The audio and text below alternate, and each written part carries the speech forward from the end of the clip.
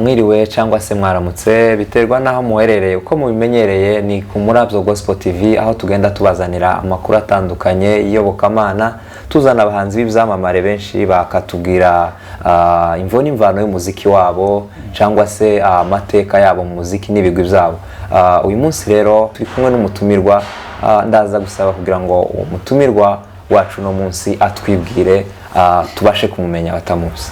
Ego murakoze cyane ndabashimiye cyane bwa mbere na mbere kwa munyakiriye muri studio zanyu. Nitwa Basililo Nishimwe ndi Murundi ndakijijwe ndakunda Imana. Ego urakoze cyane Roy, uravuze ngo urakijijwe ukunda Imana, natwe turakijijwe dukunda Imana.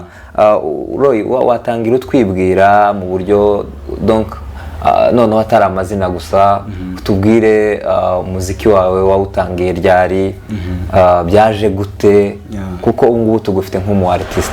Yego murakoze cyane kuko kibazo cyamumbaje. Bon, Basililo ni umuririmbyi wa gospel. Ikiwa cyane cy'umuziki na ahizigihe kirekire cyane gitangoye. Nk'ikiringo no bwako natanga kuririmba jewe ndi muri Sunday school kuko navukiye mu muryango w'abantu bakidijwe, abavyeyi banje bose barakidijwe. Kirenge kuri ivyo bari n'abaririmbyi, papa wanje niwe yari umuririmbyi cyane ari muri worship team mu ishengero. Rero bon narabikunda ndayibona ko akaririmba papa akarimbisha muri eglise nkabikunda cyane. Bon rero natanguye gukunda kuririmba ndi muri Sunday school, ndererwa muri Sunday school nigishwa ijambo ry'Imana, ariko nabukebuke nyene nkaza ndigishwa n'ibintu cyanye no kuririmba. Bukebuke nyene ninjira muri game yo kuririmba nyene paraporo ya.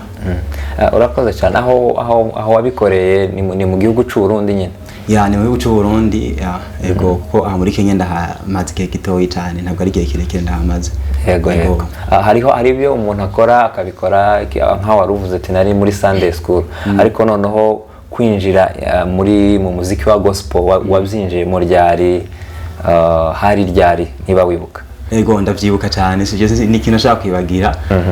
Jewe ikibuga cy'umuziki nyezina nagitanguye mu mwaka 2015.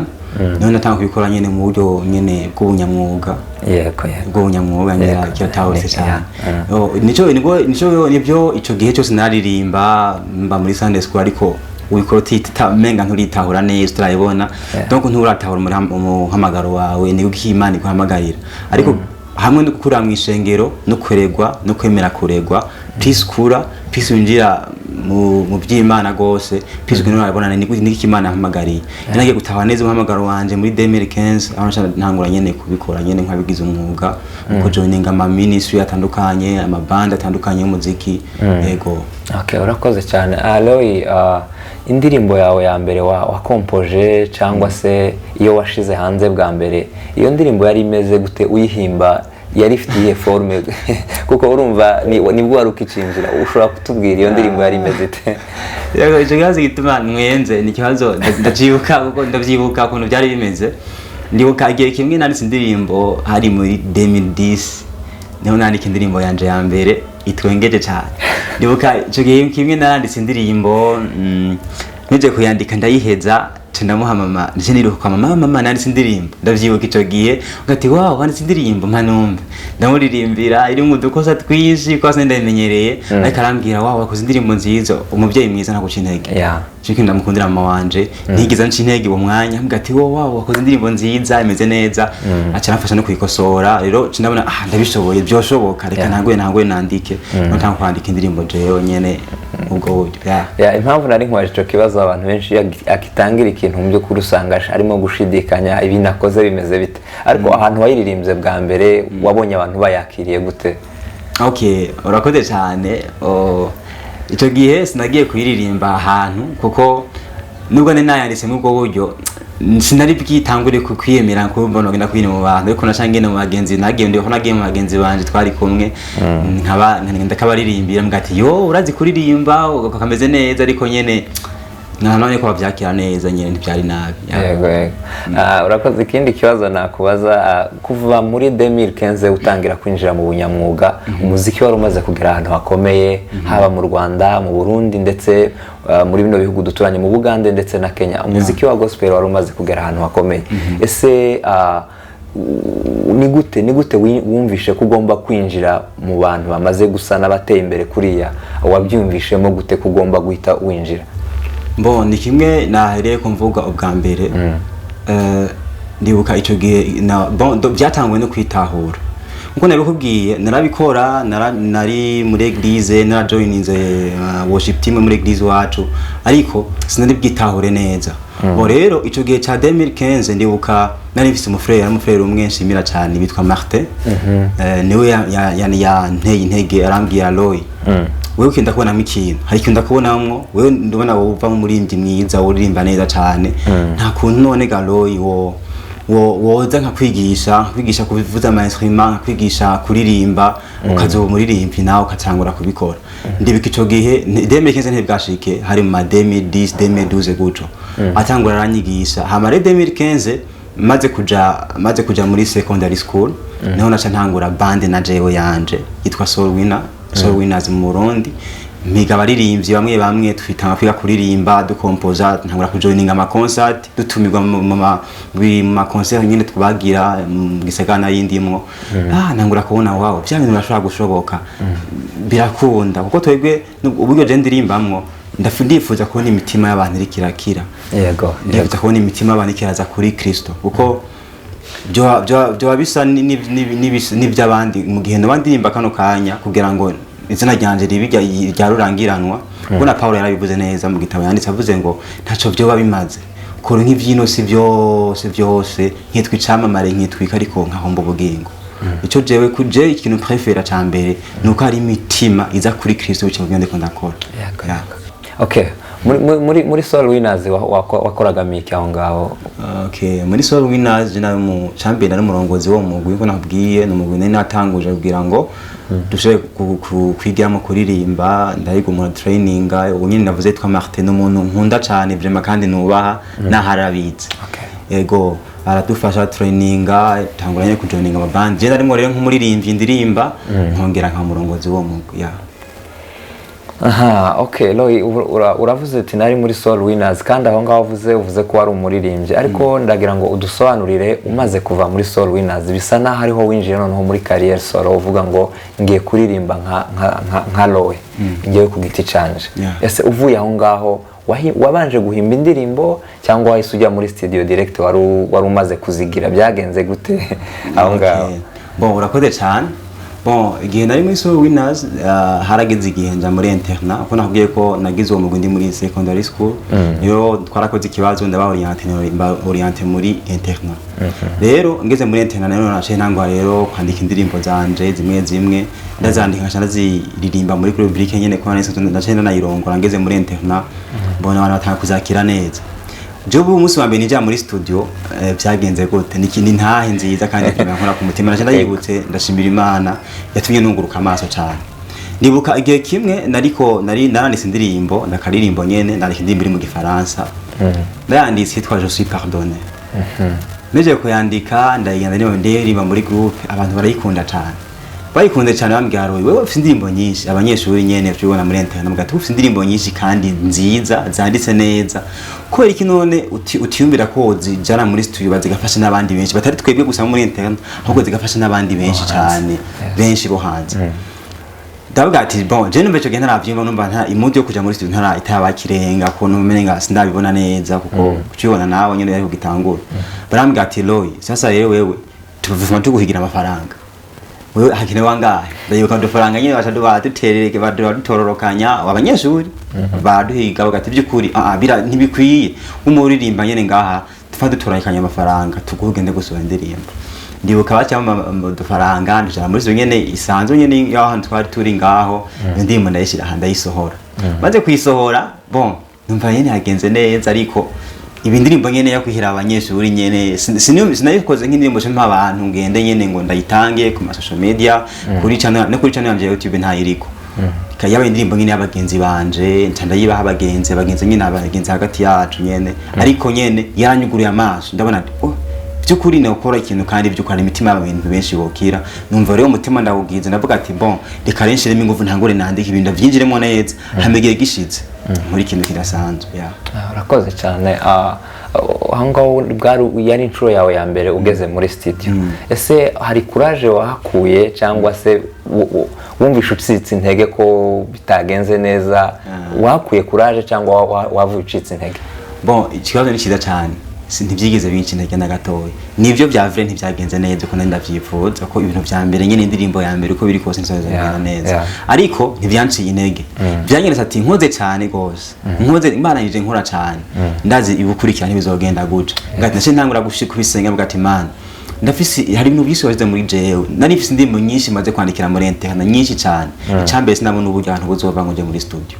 ukumva ko niyo ndirimbo ya mbere nari nkoze ntabwo nari ndayirihiye urabyumva cyo ni cyambere icya kabiri nabona ntarayibona neza uburyo no bikoramo nubwo mfise indirimbo ariko simbona neza ukuntu nzobikora uravuga ati ko iyo ndirimbo isohotse kandi abona yewe bakaba bayikunze nubwo atari benshi ntegeza gusenga kandi ntegeza ambavu y'ibyo kuzokora ibindi bintu bikomeye gusumba ibingozo no munsi ko ndabonye ko bishoboka ubundi bakana mu producer yikoze arambwira ati wewe ndakubona ikintu kidasanzwe kandi gumye ukora bizogenda neza cyane urakoze cyane Roy mu wundi mu usanzwe mu muryango iwanyu muri abana bangahe umuryango wacu turi abana batanu n'ababyeyi babiri bacu nyine batubyaya nakubaza utangira ibyo bintu wabonaga muri famiye bagushigikiye wabonaga baguha courage byari bimeze bite mu rugo wow kibazo cyiza cyane mu rugo bari banshigikiye cyane ababyeyi banje ndabakunda papa wanje na mama wanje n'abantu nkunda cyane kuko cyambere n'abantu bashigikira cyakabiri baransengera kuno bivuze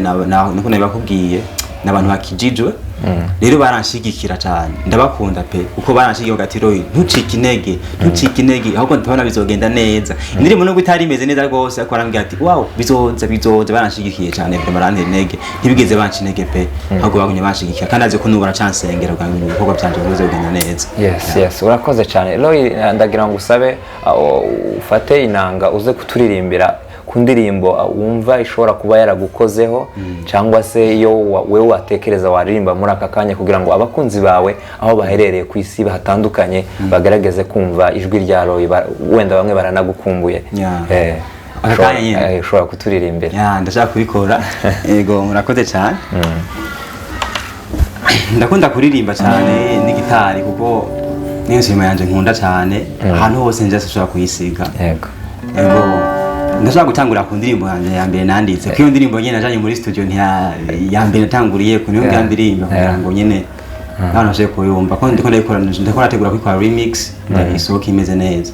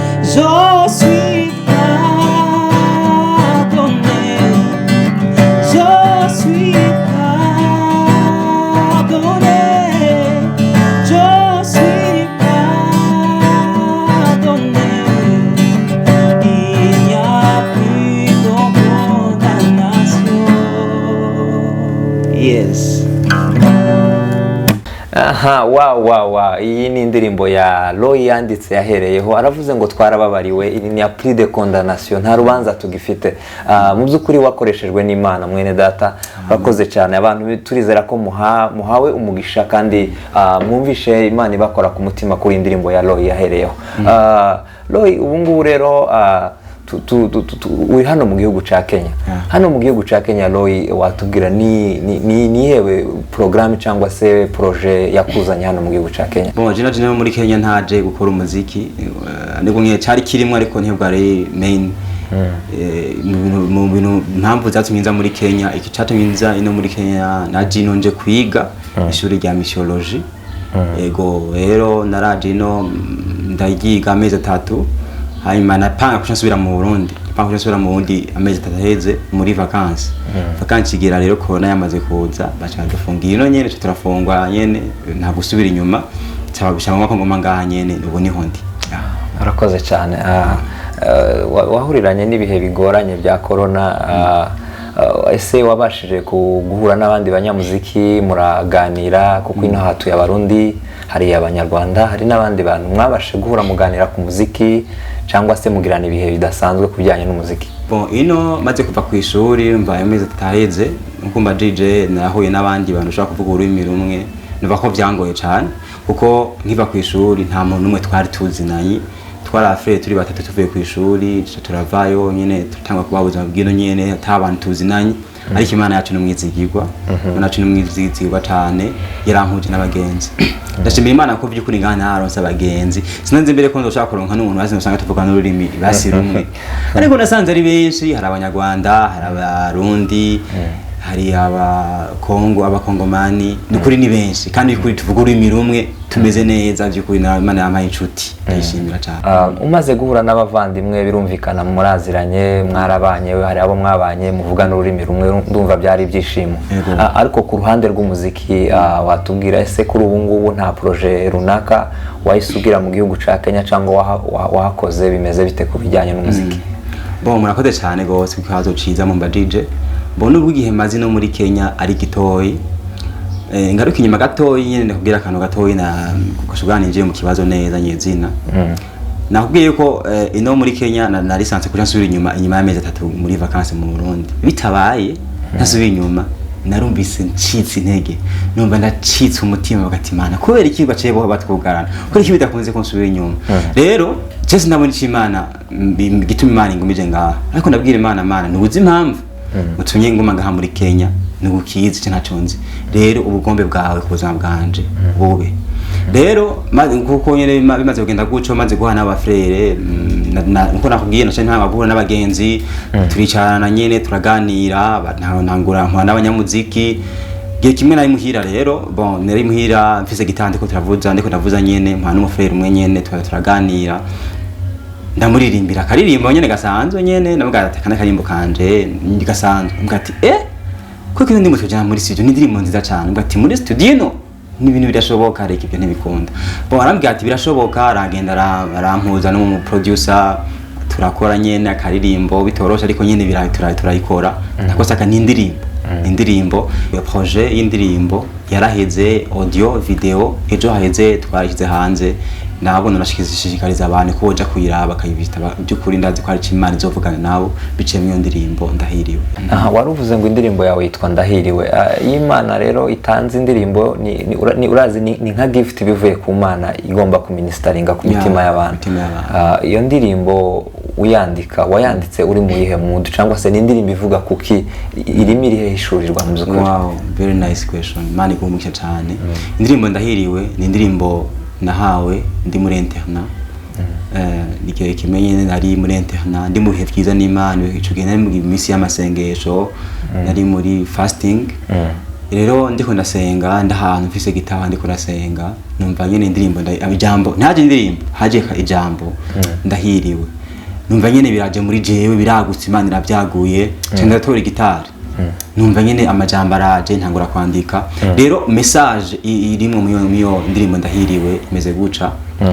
nibyo umuntu yumvise ndahiriwe afaka none umutipe yaje kuvuga iki, umuhungu yaje kuvuga iki, avuze ndahiriwe. Kuko uno munsi aho tugeze ku isi ya kino gihe, umuntu yumvise ko ahiriwe wumva uburyo, wumva amafaranga, wumva inzu nziza, wumva imodoka nziza, wumva nyine ibintu nyine biri physique. Ariko jewe uburyo nashatse kuvuga ko ubuhigwe navushatse kuvuga n'ubuhigwe butandukanye n'ubwo. N'ubuhigwe bw'uko dufise Kristo muri twebwe. Ijambo ry'Imana muri Jean 1:12 avuga ngo abamwakiriye bose yabahaye ubasha bwo gucika abana b'Imana. Rero nta buhigwe butwa kwita umwana w'Imana. Nivyo ngaha nyene muri uno buzima habisanga bitatworoheye, ubuzima nyene usanga rusuragorenga mu gihe cyose, no munsi imitwaro ya buri kanya, ibibazo bya buri kanya, ariko ibyo bikwiye kutwibaga icyo twagizwe, ko turi abana b'Imana. Marigire byose bitubara ariko baragenda neza, twitwa abana b'Imana kandi dusangisha ishusho n'abera. Niyo message iri mu ndirimbo by'ukuri ndazi umuntu azoyumva izokora ku mutima we cyane. Amen. None muvandimwe, ushobora kurangira ahantu bashobora gukura iyo ndirimbo, wese ufite social media ukoresha social platforms yaba Instagram cyangwa se YouTube n'ibindi bino bakoresha muri kino gihe, se ushobora kuba uyifite ukarangira abantu? Yego cyane. Bon, ukeneye ino ndirimbo nkuko nabivuze, ni indirimbo yanje, novuga ko indirimbo yanje ya mbere nkoze, kandi ni indirimbo nziza cyane. Bon, uwo ikenera yoja kuri YouTube iriko akandika Basriloy, nitwa Basriloy kuri YouTube, Instagram, Twitter na Facebook. Hose abashaka kuhiga ibihangano byanje abashaka gusanga kuri izo mbuga. Okay. Niyo ndirimbo yonyine iriho cyangwa hariho n'izindi? Niyo ndirimbo yonyine yuko niyo numva ko ndi indirimbo yanje ya mbere nkoze nkaca kuri social media. Okay. Urakoze cyane. Mbere tutarajya mu mwanya wo gusoza, ndagira ngo wongere ufate gitari gatoya, ukore kunanga kandi karirimbo wenda muzu ufite wenda zitarajya hanze, ucurangeho gatoya twumve, hanyuma turaza kugaruka dusoza.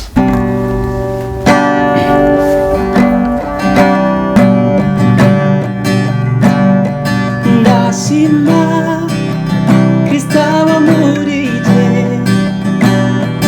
yangize ubutandukanye. Ndashima ko yampaye ubuzima, umwidegenzo unesha icyaha. Ndashima Kristo aba muri jye,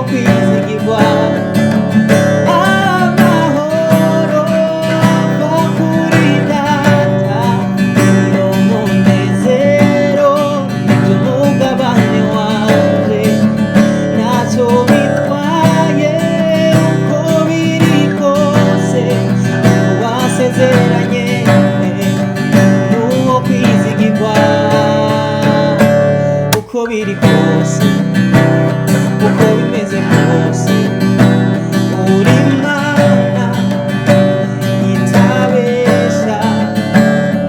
Uko biri kose, uko bimeze kose, uri Imana itabesha. Naho imikunda ari myinshi, uri Imana itabesha. Yes. Ni muramuyumviye Eloy mu ijwi rye ryiza cyane, n'indirimbo ze nziza zisize amavuta. Narababwiye nta handi hantu hari amakuru yizewe cyangwa se abandi bantu bameze nk'aba ngaba, ni ku Murabyo Gospel TV tugenda tubazanira benshi nk'aba ngaba, bakagenda badufasha muri iyi gahunda yo kuramya Imana no kuyihimbaza. Dusoza Eloy, ndagira ngo utange nk'inama cyangwa se ushimire nk'umuntu wagufashije muri kariya yawe kuva watangira kugeza ubu ngubu, nigeze kumva uvuga Marite hari n'abandi benshi wenda nk'insengero aho mwagiye mukorera hatandukanye cyangwa n'uwaba dukurikiye muri uyu mwanya mu kiganiro ubashimire mbese ubahe impanuro zawe cyangwa se inama zawe. Murakoze. Yego murakoze cyane, mpere kuri mwebwe ndabashimiye cyane mwivuye ku mutima muri Gospel TV. Imana ibahezagire cyane gose, ni kuri birankuze ku mutima ko namwantumiye nanje nkaza nyene kugira ikintu mbwiye abakunzi ba gospel muri rusangi kuri Imana ibahezagire cyane. Bon rero ndafise abantu benshi noshimira, mbega mpere ku yindi kimwe coco Imana yo ndayihaye ndayishimiye cyane kuko yo nitumye ngeze ngaho nongeze no munsi, rero yo yishimirwe cyane. Abantu benshi cyane baranshigikiye kuva mu buto bwanje mu bijanye n'umuziki, sinokunda adondagora ngo ndabamare abo nohera ko n'abavyeyi banje kuko byukuri baranshigikira cyane mu kunsengera, papa wanje na mama ndabakunda gose, Imana bahezagire ko nayivuze. Ndashimiye cyane ishengero mvamwo, abarongozi b'ishengero ryanje yitwa Maranatha Gospel Church, by'umwihariko umupasiteri waryo Niragira Jean Claude, Imana imuhezagire cyane ahari yarashigikira mu gusenga, byukuri Imana ibahezagire cyane. Aba ante bashigikira n'ukuri ni benshi cyane noshimira gose. Ariko muri côté musicale naho nayivuze Martin, hariho n'abandi benshi, habitwa ba Aho, habitwa ba Jospe, abo n'abandi benshi gose, byukuri Imana ibahezagire cyane. Imana ibahezagire gose. N'abandi benshi bashigikira ntabayizi, hari abansengera, hari abanshigikira mu bintu cyane kubibona ariko babikora, abo bose byukuri Imana ibahezagire kandi ibahezagire cyane.